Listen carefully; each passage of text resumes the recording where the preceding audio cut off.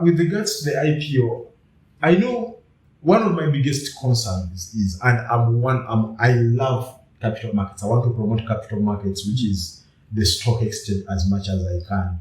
But every time you see a listing that is a legal requirement, sometimes that doesn't necessarily come into the best possible one. And to me, it's always like, are we just having a tick box?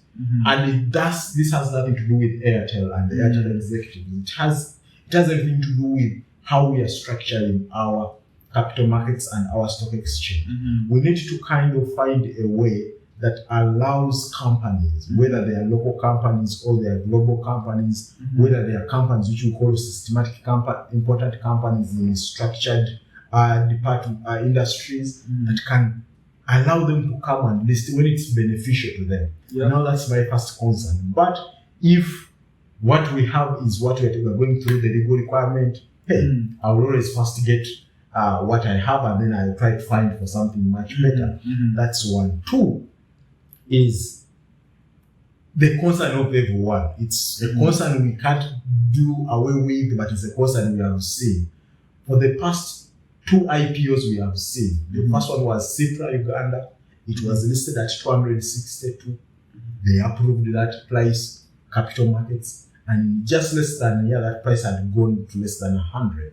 It has stagnated at 70. So you realize that someone who literally invested in the IPO at Cipla lost almost 70% of their value. But the company will bounce back. It's in the strategic industry of healthcare and pharmaceutical. Then we come to MTN. MTN lists at 200 change per share, 4.4 trillion company, very big IPO, which I believe people should have invested in more, however much they undersubscribed for it. But the price went down to 170, and it has been around there 165, 170.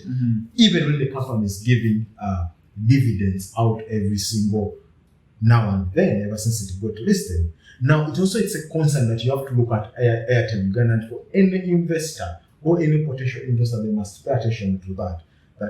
What might happen to the price when I invest? And chances are it might, even if it's 10% chance, you cannot ignore it, it's not remote, that the price might turn from the 100 to maybe 90 or 80. The question is, can you as an investor hold on to these shares long enough to see your value getting realized, either through dividend payments or one day when the price goes up? Because we have seen it in other economies that we track, where the price goes down, but after a few years the price goes up again. So that's a concern. It's a concern I have as an investor, someone who is investing in this IPO. But it's also a concern I would want someone else to also look at and highlight and not at any one point ignore. Those two are my biggest concern. Maybe the other concern is what everyone has talked about, and I know there is no right or wrong way of how we're going to address it. The concern that Airtel is only listing the data, the telecom business, and they're not listing the Airtel Money.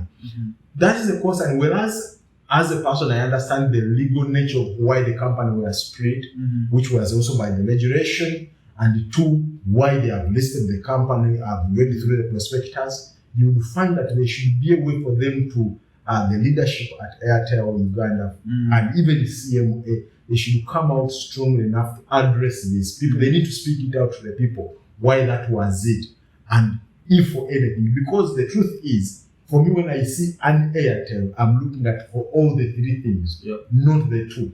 Yes, these are different companies, and that's how the legal structure is for Airtel is. I understand and respect it. But you do not want to dismiss that. Yes, it might not get listed. Airtel Money might not, it's not going to get included now. But we cannot hide this away from the people. We need to allow people to know why that was it. And Airtel Uganda needs to do a better job explaining this to the potential investors that are asking this question. All right.